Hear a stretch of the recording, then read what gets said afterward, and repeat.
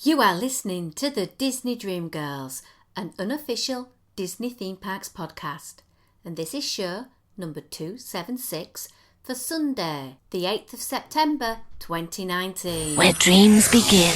Well, hello and welcome to the Disney Dream Girls. My name is Michelle Young, and together with my very good friend Jayne Phipps, we are your guides to the place where dreams begin. Jayne, it's been such a long time since we've recorded, my lovely. I know. It has. Things have been getting in the way, haven't they, really? I know. It's so incredulous of us, isn't it? Really. One what holiday, were we thinking? Then another holiday and whatever, and before we know it, jobs are good and we've not done any live recording for ages. I know. I don't know about you, Michelle, but this summer seems to have gone by rather fast. Oh, that. Yeah, I could do with about an extra 3 weeks minimum. Disney trip. Best not. Maybe we could, couldn't we? So you all recovered from your travels to Paris? Yes, I am all recovered from my travels to Paris. I never walked so much for such a long while. Poor little feet were ready to fall off, I think. We're going to hop onto your DLP trip very, very soon to give a review about everything you and the guys got up to. So what else has been going on in your Disney life? I notice your daughter's got the most amazing Lion King tattoo. Yeah, she got that for her 18th birthday. So, yes, she has Timon and Simba on her arm, which looks amazing. And she's obviously now going to fall into the Disney tattoo bug life that both you and I have succumbed to. But she will now have to find money to pay for it herself, because that was a bit of a treat for her birthday from me. So, yes, we have that. Husband is now officially a stormtrooper. Woohoo! That's Disney, isn't it? So he started probably, crikey, it would be February, March time, actually building his stormtrooper. He's managed to get it all built and cleared with the costuming groups that we troop within in the UK. So we troop with Joker Squad and East Midlands Garrison. So he cleared the costume with them, and then also went on to the 501st, which I'm sure lots of people have heard of, and to the UK Garrison. And he's actually had his kit cleared at the top level of Centurion level, and he was the 440th person in the world to get his kit cleared at that level. You're going away trooping as I speak at the weekend. We are. We have, luckily, because we troop with the East Midlands Garrison, and that's the area that we're located in, we actually have a troop happening, and it's literally probably, I don't know, all of 15 minutes from my house. So it's kind of a hard one not to do, really, but it's from the local council, and it's supporting one of our local museums, so it'll be a fun family day to do. And the good thing is that the East Midlands Garrison, whenever they troop, they do raise money for a charity called PASIC, PASIC, which is a children's cancer charity. Wonderful. Absolutely. Sounds a great doing blast. good as well. You have a fabulous time. Well, I suppose I've been a little bit busy. Thank you very much. I've been on a top secret mission.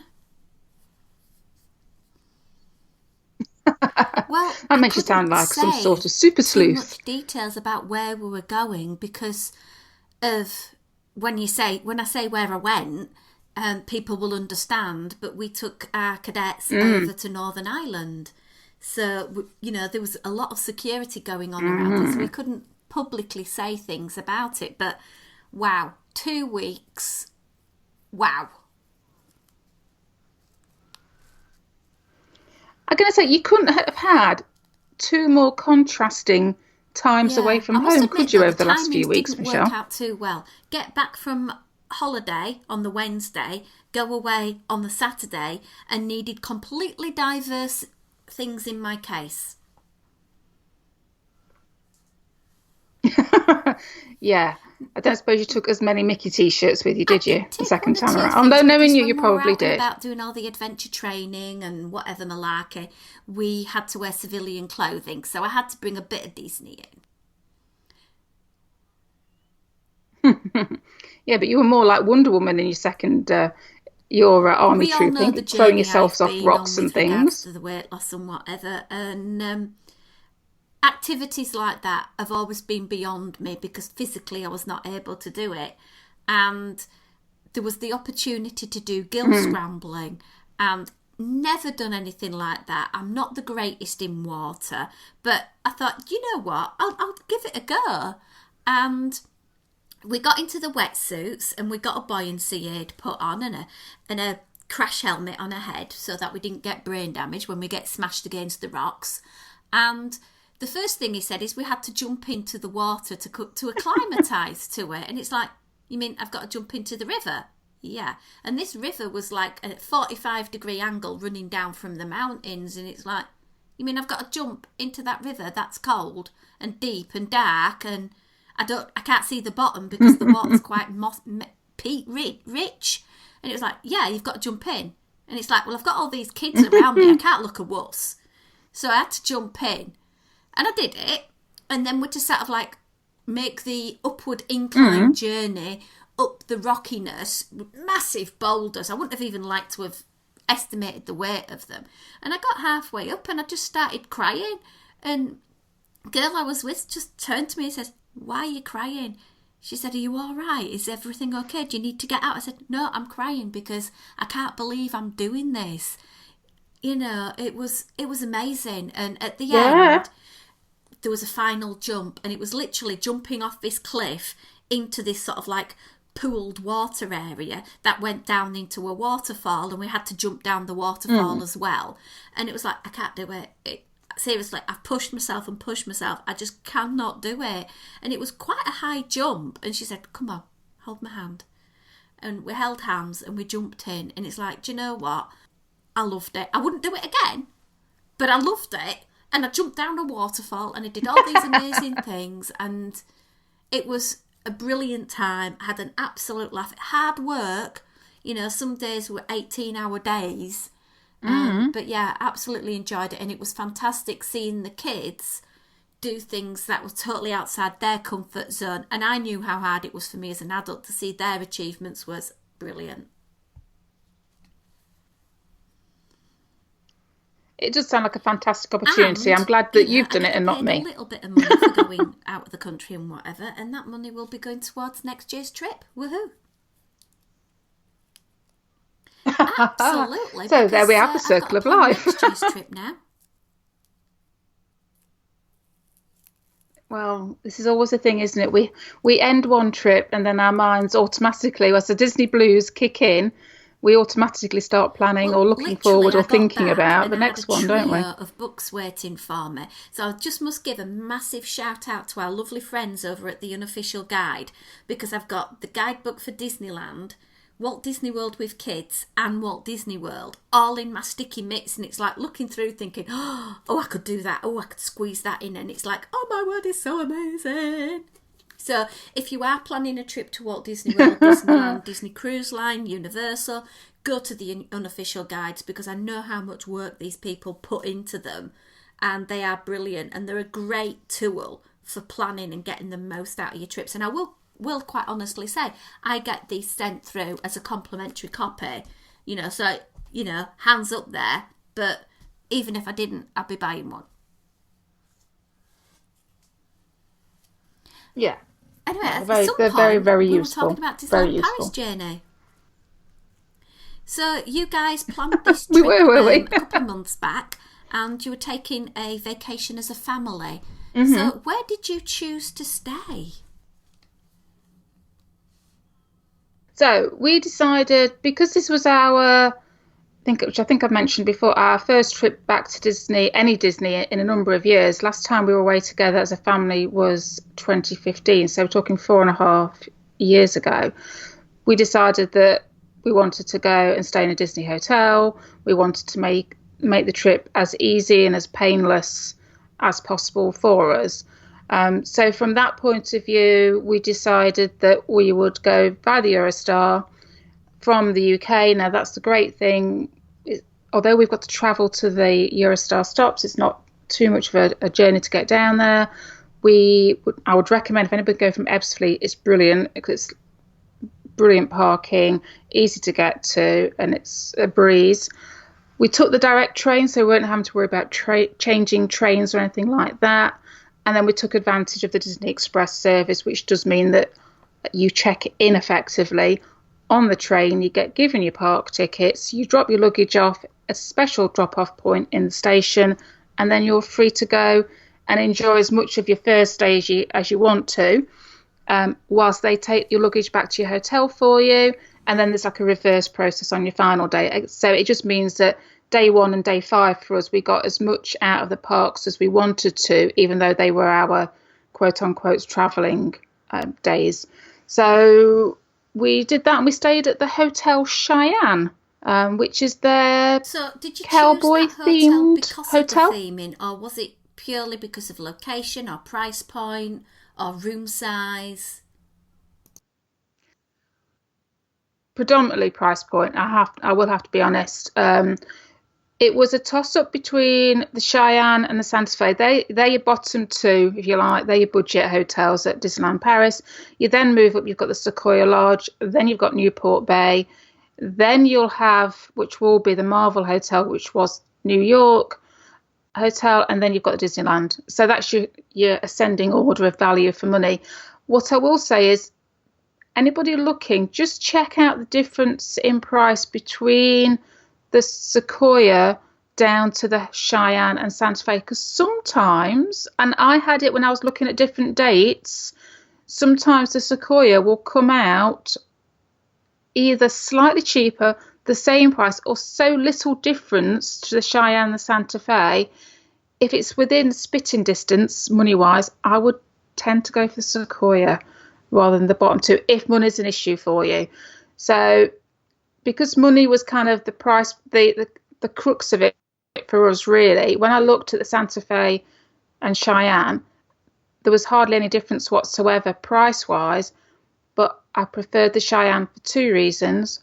Well, actually 3 reasons. One, we'd been there before on our very first trip to Disneyland Paris 20 years ago, so there's a little bit of sentimentality crept in. 2, it's very recently been refurbed. It's all the rooms now have a Toy Story, Sheriff Woody vibe going on. Very nicely done. And number 3, there's a Starbucks. That was kind of what swayed it for me in some respects. It kind of got a little bit more to offer than Santa Fe, in my opinion, for the same price point. And both the Santa Fe and the Cheyenne are exactly the same distance from the Disney Village and the Disney parks. If you are staying out there, just be mindful that there are shuttle buses that will run from the hotel to the Disney parks. We did not use the shuttle buses at all, so I have no information as regarding how efficient they were, how crowded they were. We always took the option to walk it. I think twofold. One, we thought by the time we've stood around and waited for said shuttle, we could have been halfway to the parks. And it just because you can go when you want under your own speed. I will say, though, it's a good 15-minute walk from the hotel to get to the Disney Village. You're then talking probably another 5-minute walk or so from the Disney Village to get into either of your parks.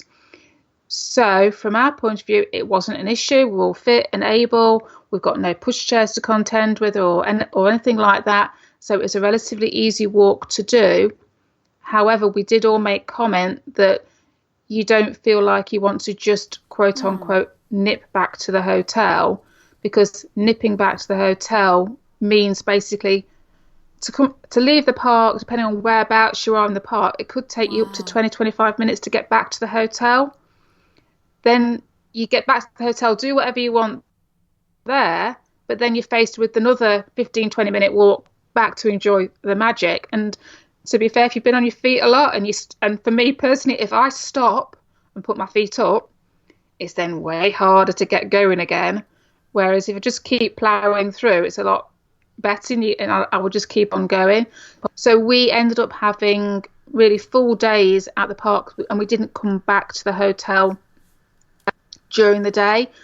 So that's something to bear in mind. If you're looking for a hotel you want to be able to nip back to for just half an hour or whatever, then looked at the Sequoia, Newport Bay, Hotel Marvel when it opens next year. And of course, if you really want to be like slap bang where everything's happening, then obviously there's the Disneyland Hotel, but that's going to come with a very heavy price point for you.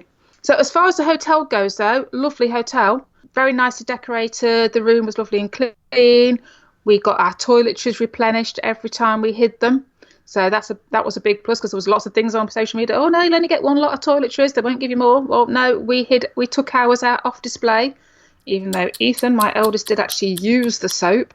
Does he not understand these things? But yeah, so we got all the toiletries replenished. They refilled the shower gel dispenser in the actual bathroom as well during our 4 nights. The decor was really great. The room itself had got an English plug socket, as well as 2 USB sockets, as well as the European sockets, which was great for us, because it meant for us charging up, there was 4 of us with, phones each and digital cameras and video cameras. So we've got a lot of gubbins to get charged up, so that was great. The only slight criticism I would have a couple of little criticisms of the room. There's an in-room safe, which was great. Ours didn't work, so that was not so great. In the bathroom, I noticed that on the mirror, it's a very large mirror, which spanned the width of the bathroom, above the sink, beautiful. There was some detailing on the mirror, like some studded work, because obviously it's kind of more cowboy type themed. And on the bottom of the mirror, in the 2 bottom corners, that detail wasn't there. You could see it had been removed and not replaced. So whether people had picked them off or whether, I don't know.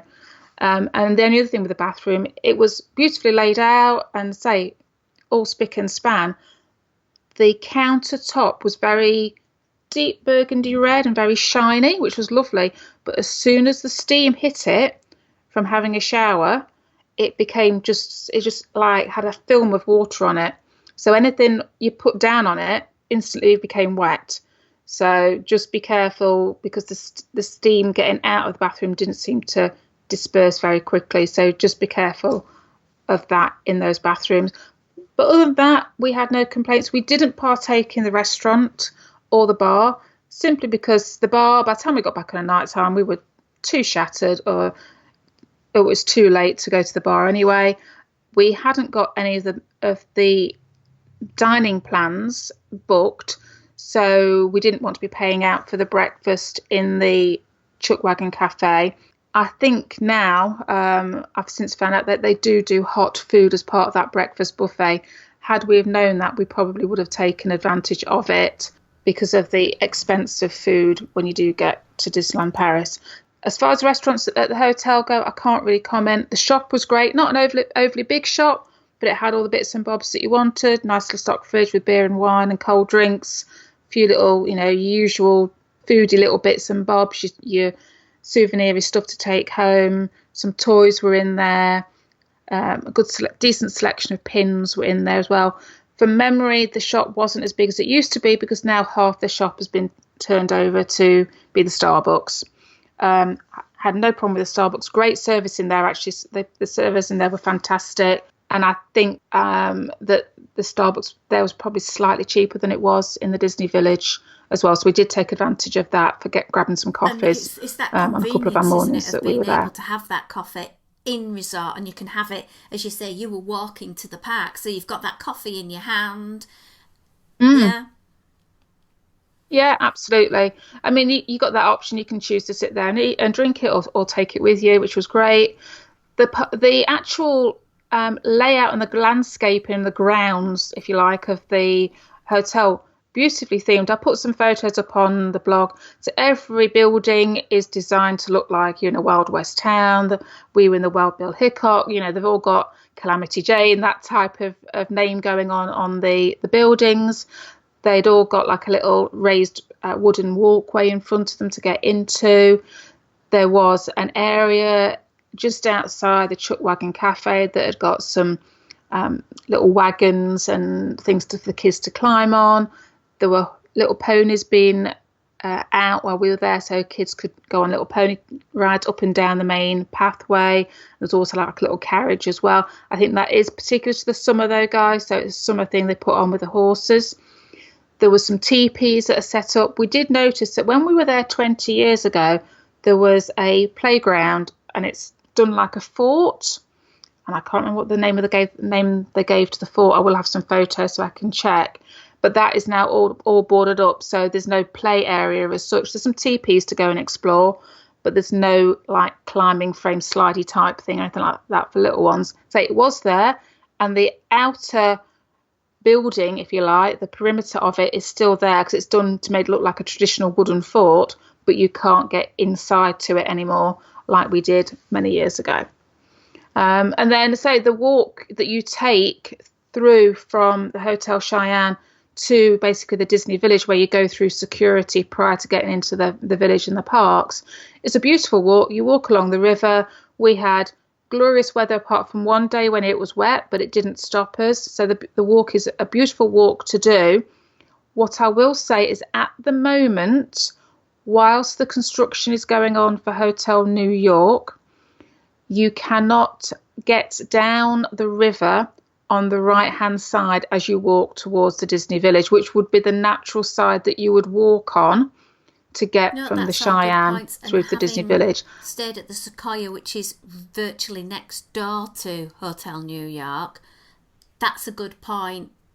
And as you say, the price point sometimes between those hotels can be very similar. I would go Sequoia because I loved the location. Perhaps a little tired, needing a little bit of a refurb at the Sequoia. But, you know, for me, it's a place to lay my head. I want to be close to the park. But, you know, at the end of the day, it's like everything when you're choosing where to stay at Disney. You choose what fits your budget and the trip you want it to be. Like if you want to have a trip at Disneyland Paris where you are right next to the park, you pay your money for the Disneyland Hotel. Or if you're on a real budget trip, absolutely, stay outside. Yeah. For us this time round, what we wanted was the quintessential Disney holiday vacation with the Disney Hotel. So that's what we were always aiming for. The transportation links at Disneyland Paris are a little bit better than Walt Disney World, because if you're off-site at Walt Disney World, you need a car or access to paying for Lyft, which can be quite a lot of money. Definitely. Well, yeah, I mean, the REL train is brilliant if you're wanting to get into Paris itself, or if you're wanting to go to the outer areas. Say if you're staying a couple of stops away. It's also great for getting to the airport, which is what we found, you know, on our previous trip together. And also because you got the Eurostar coming in, you know, that's a great service. At the end of the day, you know, you haven't got to be at the Eurostar check-in hours and hours before like you have for planes. So it curtails all that travelling time down. And at the end of the day, we sat on a train for 2 hours. Somebody else did the driving for us. We got there, refreshed, we got off, and we got on with our holiday, you know. So lots of plus points taken, lots of pluses and cons with as it is with anything, isn't it? With these, when you're planning a Disney trip, lots of things taken into consideration. So research. The fun things you managed to do once at Disneyland Paris, because as a family unit, you hadn't been there since 2015, am I right? And then we'd had our mini trip in 2017. Yeah, that's right, yeah. So it's a big difference for the family for a 4-year gap. So talk us through what you enjoyed. Well, we enjoyed being there. I will just say that off the top of the bat, because I will probably have a couple of moans and groans. But essentially, this was about us having a family vacation in Disney.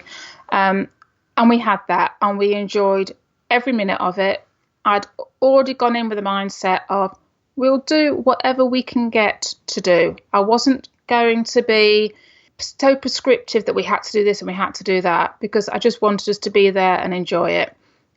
It was a much better experience than we'd had 4.5 years previously. Now, 4.5 years previously, my mum had just died, and it was February, and it was flipping cold. This was completely the opposite. We were all obviously in a much better mindset. The weather was beautiful. We had one day of rain. We had one day when it was extraordinarily hot. So that was all in our favour. We were able to go round and explore the parks at our own pace and go on the rides that we wanted to when we wanted to, without feeling under any particular pressure to do something just because it was there, if that makes sense. We had said to the kids, look, if you want to go off and do whatever back to back, you can do. We don't have to stay together as a family group. As it turned out, we did actually just stay together as a family group, and that was great. I don't think at any point any of us were like pulled onto something we hadn't volunteered to go on to. My main goals probably were to get onto Phantom Manor, because obviously that had not long been refurbed, and we managed to get onto Phantom Manor three times, I think. Absolutely loved it. Brilliant. We had relatively short queues when we got onto it. It did tend to run between the 20 and the 45-minute queue time while we're there. Some days a little bit longer, but essentially it was never overtly too bad. We did Big Thunder Mountain, which I just love. Big Thunder Mountain, Disneyland Paris. I will say it's probably the best Big Thunder Mountain that I've ridden. I've ridden 3, yeah, so yeah, agreed. of the 3, it's the best one for me. The fact that you've got the dark aspect of it as well, it's really cool. It's a fun ride to do. We were lucky enough at one point, we decided to wait. I think we're going to got fast passes. That was right. We got a fast pass, but we got about an hour to, or slightly less to burn before the fast pass. And we just happened to walk by, and it got a 45-minute wait. And we thought, oh, sod it. So we went on. So we stood in queue and waited for 45 minutes. Literally got off and went straight round to the fast pass and virtually got straight back on again. It was great, and I was able to say to because we'd end up going quite near the front a couple of times. And I asked a cast member if we could ride the back. She wouldn't let us go on the very, very back carriage, because I think somebody else had already asked for that. They were coming through on the disability side. So we ended up about 2 from the back, which was quite cool. So we managed to get in there and choose where we wanted to ride, which was nice. We rode Star Tours an awful lot, as you can probably well imagine. That never seemed to have much of a wait beyond 40 minutes, as was Pirates of the Caribbean. We got on that loads of times. Love Pirates of the Caribbean. It's really cool.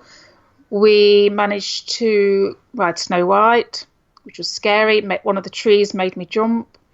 Don't know why. I knew it was coming, but I still jumped.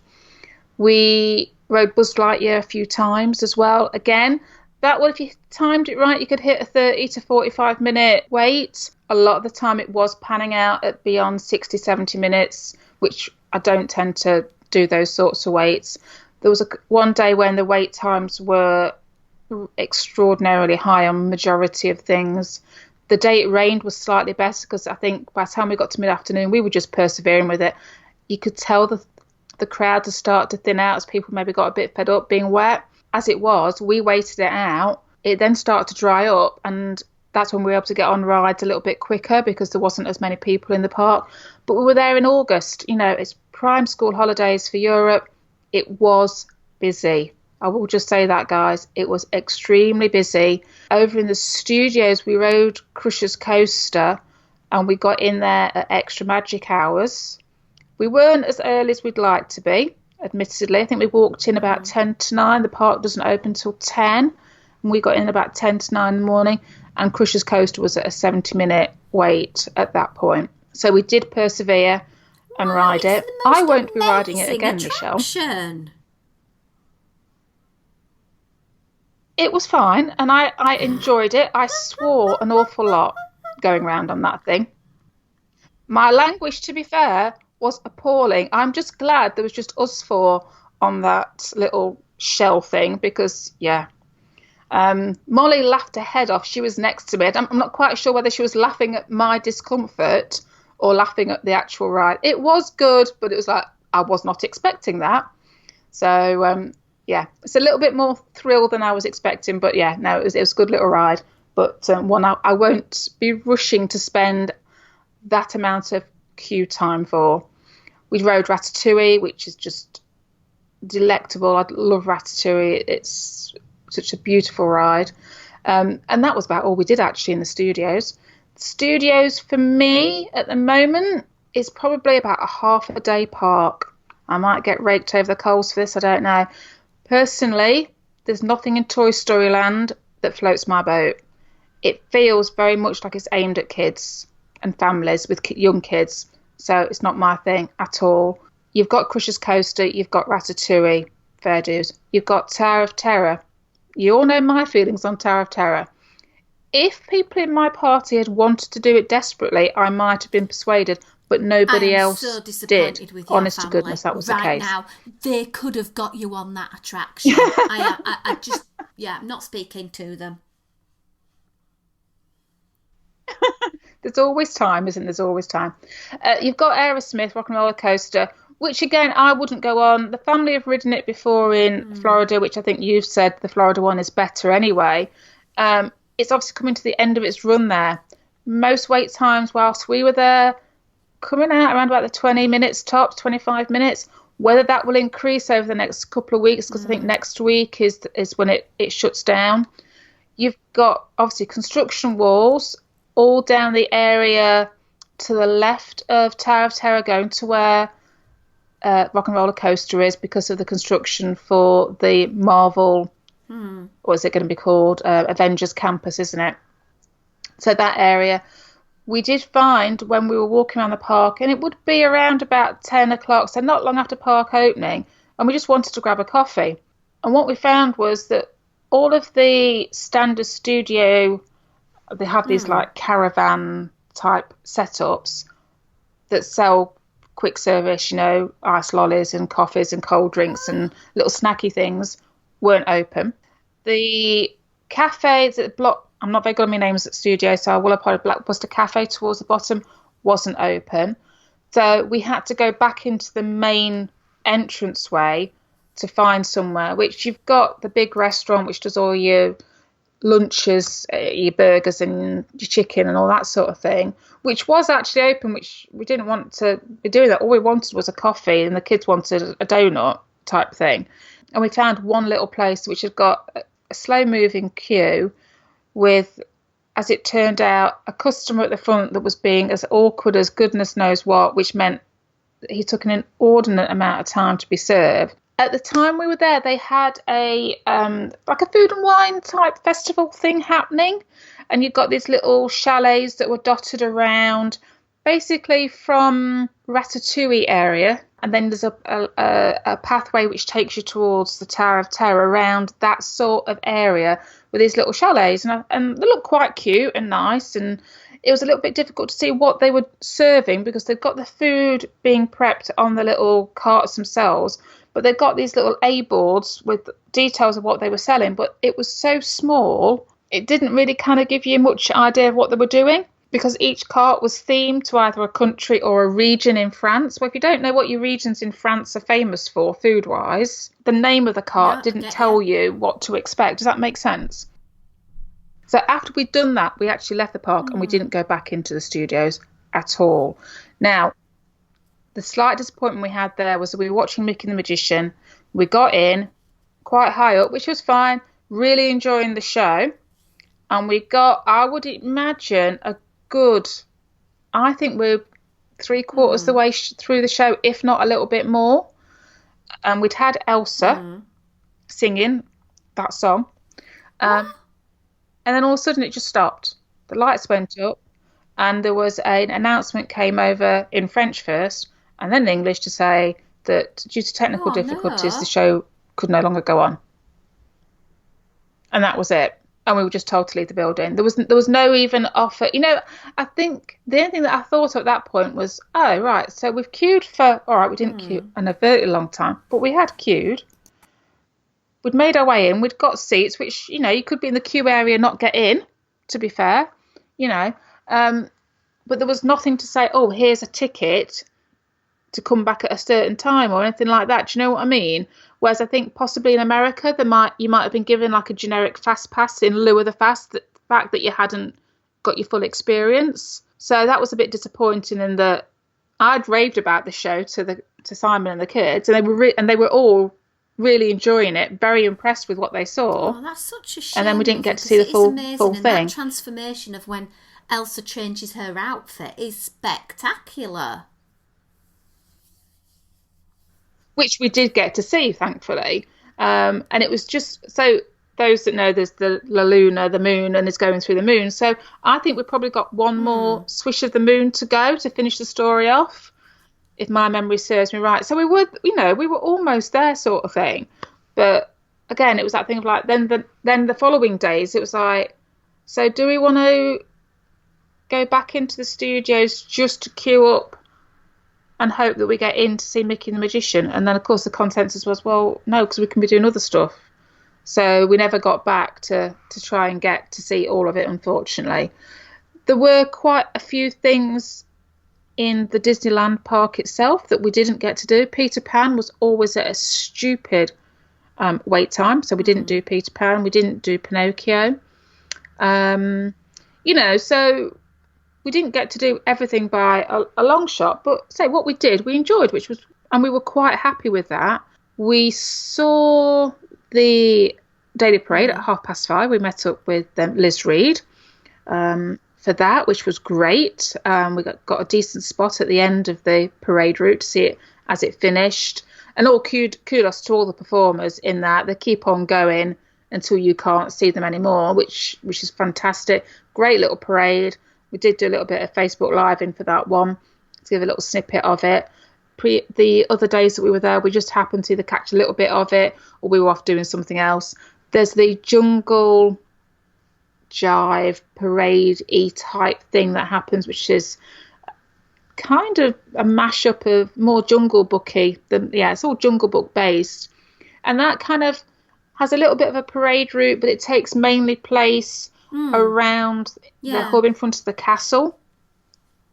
And there's 4 like little podiums, sort of stages that they pop up on, and there's lots of dancing and characters and floats that go round the hub area, and you get some Indian dressed dancers and drummers that come in from the castle and join in with it all. And then a few of the floats at the end will go down Main Street and out the side to like finish off the parade. Great music, really fun, upbeat, very happy, joyous sort of occasion. There is an African and Indian vibe going on. There's some beautiful sari type Indian costumes, a little bit Bollywood-esque in some of the dance moves and some of the music that was coming through. We got to see it from different angles a couple of times. Now we got major perfect views, but to be fair, the music was so good and captivating that it didn't necessarily matter if you couldn't see all that was going on, because you got to see bits and pieces. Amazing floats as well. Good little parade to catch. And I think they did it a couple of 3 times a day. I can't tell you the timings. We just kind of happened upon it more than anything else, rather than seeking it out as such. But that was really good. The fireworks at the end of the day, illuminations, was brilliant.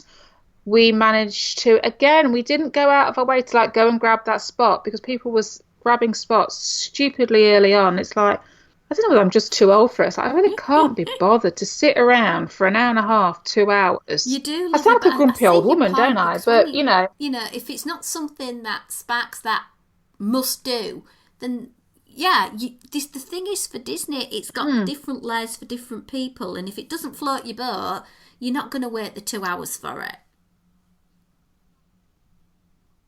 No, it's that thing of like, we were fortunate. We ended up grabbing a half decent space. We came out of Buzz Lightyear, and as you're about to exit Discoveryland, there's some like rock formations that go down as like a water feature and everything. And we could actually stand like leaning onto these rock formations, and we've got the perfect view of the castle.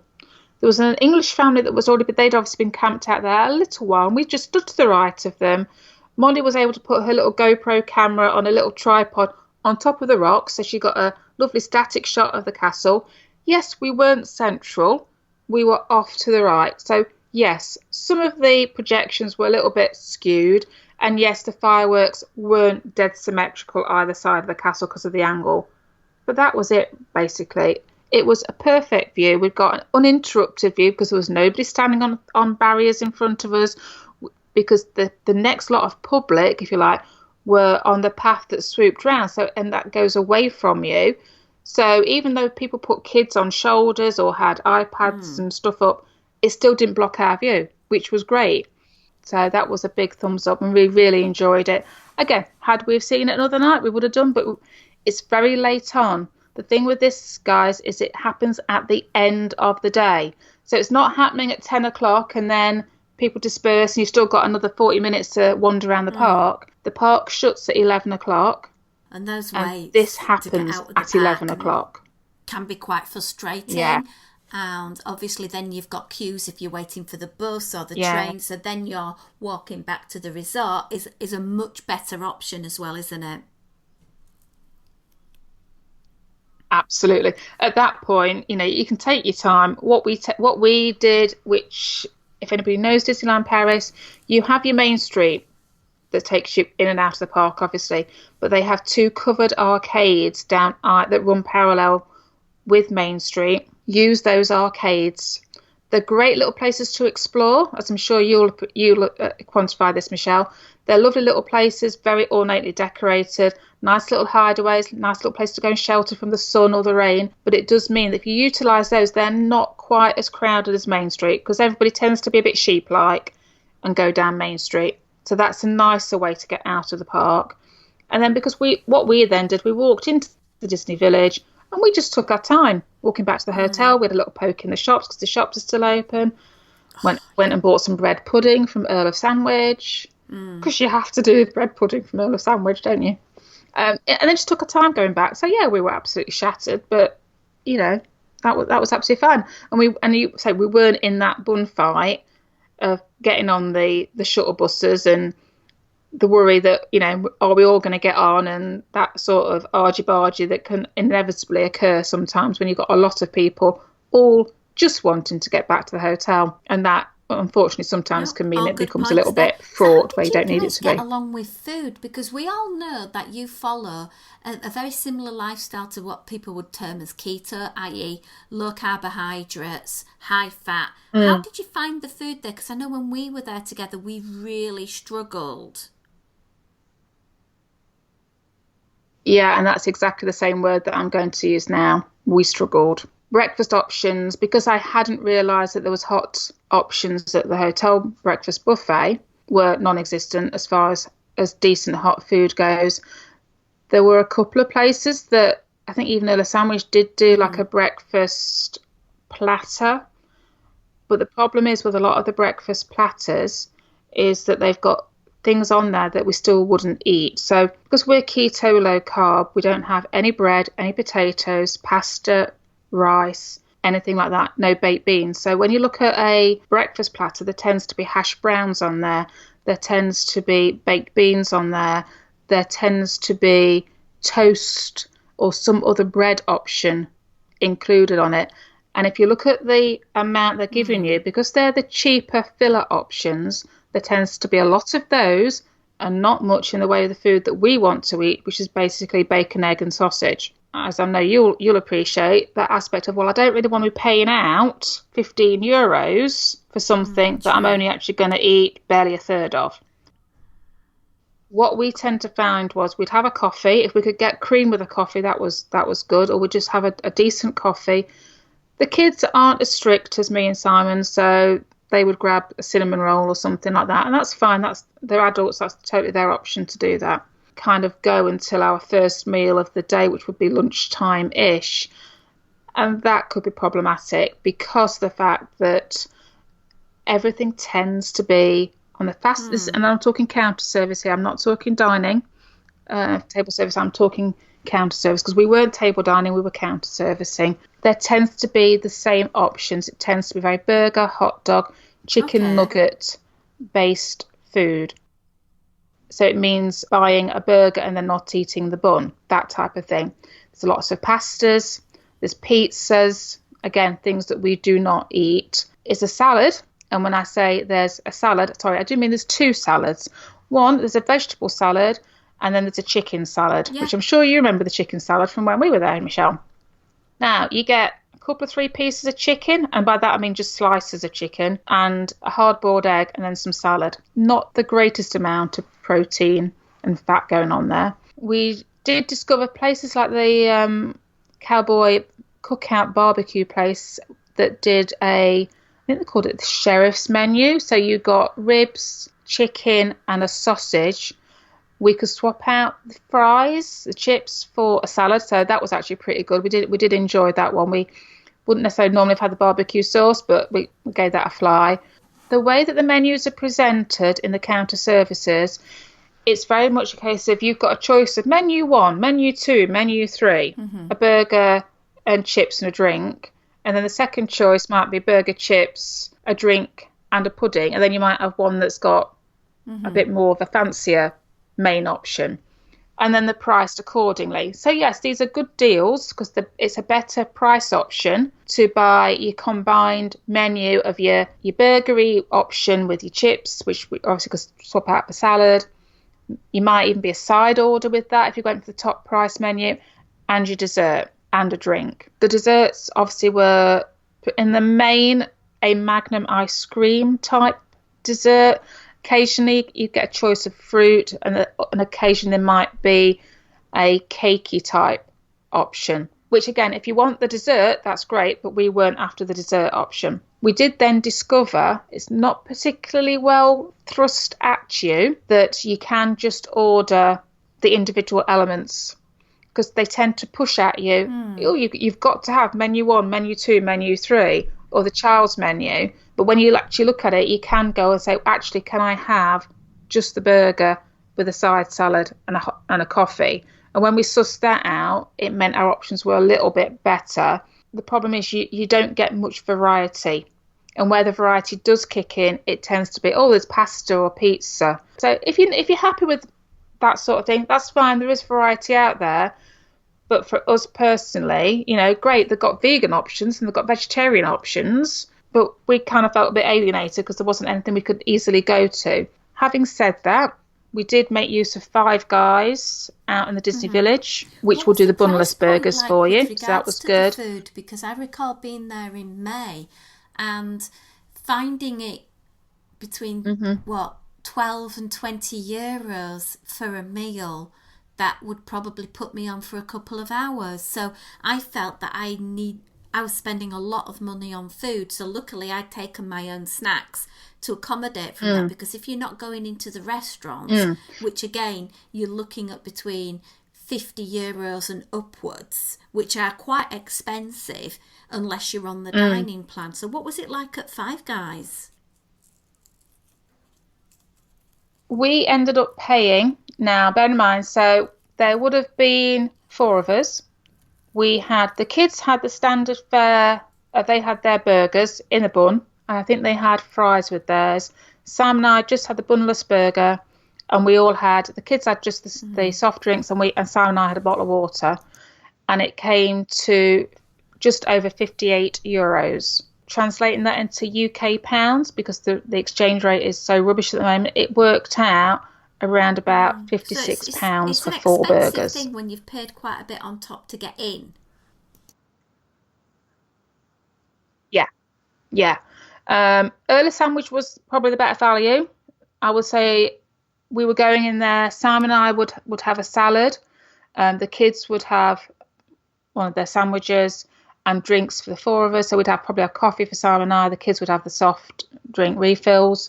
Five Guys would probably coming out more around the 45, 48 euros. So about 42, 43 pounds for the 4 of us. So not Five Guys, Earl of Sandwich. So Earl of Sandwich was a lot better value. We did a Starbucks one day in the village, where admittedly Sam and I had gone for the extremely large coffees, but for 2 coffees, it'd be 3 hot drinks, 1 frappuccino and 2 cinnamon rolls, we paid just under 30 euros. So around about the £28 mark to go into Starbucks, which probably over here would probably cost me about £16, something like that. So a big difference. I fall into the awkward food category because of how I've chosen to eat. It's disappointing that more places don't recognise that as an eating option, but c'est la vie. But it was expensive while we're there. Again, we know we're in a Disney park, you're a captive audience. We all know that theme park food is going to be highly priced. But when you're talking for 4 of us going, it very quickly adds up. food was not a good option for us. And we'd done a little bit like you, Michelle. We had got a few snacks with us, some protein bars and that type of thing. So we had got a little bit to fall back on. But, you know, they were there just in case of that. They were like our little emergency supply. They weren't our, we'll have this as a meal supplement substitute. So, yeah, food, so in my personal opinion, not the best thing. One, when do you consider yourselves in a position to go back or wanting to go back to Disneyland Paris? And what would you use as the biggest selling point to persuade other people to visit Disneyland Paris? Right. Well, yes, I am more inclined to want to go back to Disneyland Paris than I ever have been before. And I'm not quite sure why that is, because I've always been a little bit reluctant in the element of, yes, it's Disney, but it's not quite done as well as the Americans do it. I think from this time around, we had a good positive mindset going out there. We were in need of that Disney fix. The weather was on our side as well. Personally, I think the cast members that we interacted with were a lot more friendlier and a lot more pleasant than we had experienced 4.5 years ago, interestingly. There is a beautiful vibe to Disneyland Paris, and I'm very aware there's still little bits to it, especially like around the hotels and maybe a few of the shops that I've not fully explored. So there's little bits there that would drag me back to going again. So yes, I would go back. Whether Disneyland Paris will be our next visit back or not, I don't know.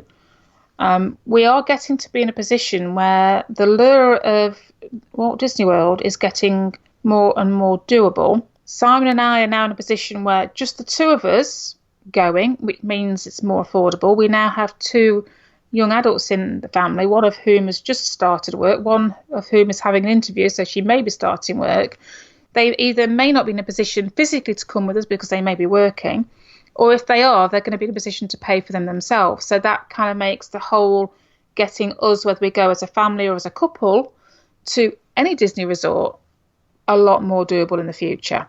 So Disney park visiting for us as a family or as a couple, for Sam and I, yes, it's there on the horizon. When exactly on the horizon, I don't know as yet, but it's definitely more doable than it has been for the past few years. As far as what would be my selling point to get people to go to Disneyland Paris, I think there's one thing that it's, if you're a Disney fan, it's in everybody's bucket list to do every Disney park, surely. That would be one reason to go. Secondly, the castle is stunningly beautiful. The landscaping at Disneyland Paris is gorgeous. You have the little extra treats like having, which I've not even mentioned, the dragon under the castle, which is unique. Big Thunder Mountain, Phantom Manor are all really cool attractions. They are putting money into Disneyland Paris once again. You know, the whole Marvel, whether you're a Marvel fan or not, I know, but the fact that one of the hotels are having this complete remakeover, they're expanding in the studios, which they desperately need to do. We know that there's going to be a Star Wars area coming. We know that there's going to be a Frozen area coming. We've got the Marvel Avengers Campus expansion already starting to happen. Disneyland Paris is great for characters as well. If you're a character person, which I'm not per se, I don't mind an odd interaction, but it's not on my, I have to go and get a photo, an autograph or anything like that with any particular people. But lots of opportunities to go and meet your characters, and some will just pop out randomly. Great entertainment. I will say to anybody, and as I said this from day one, actually going back to my very first visit back in 1999, you will be a little bit spoilt if you've done the American parks first, because your expectations will be of a certain level. Michelle, would you kind of agree with that? Well, thank you for Good. your little review of everything there. It's always great that we can get to Disneyland Paris for a little bit less than it would cost us to get to Walt Disney World or Disneyland in California. And we are quite blessed that it does have so many unique attractions and beautiful things, along with some things that do still need improving. But I think the impartiality of the review you've given sort of makes it come across that, yeah, it's brilliant, it's a wonderful place to go to, but come on, Disney, there's a few things you just need to do a little bit better.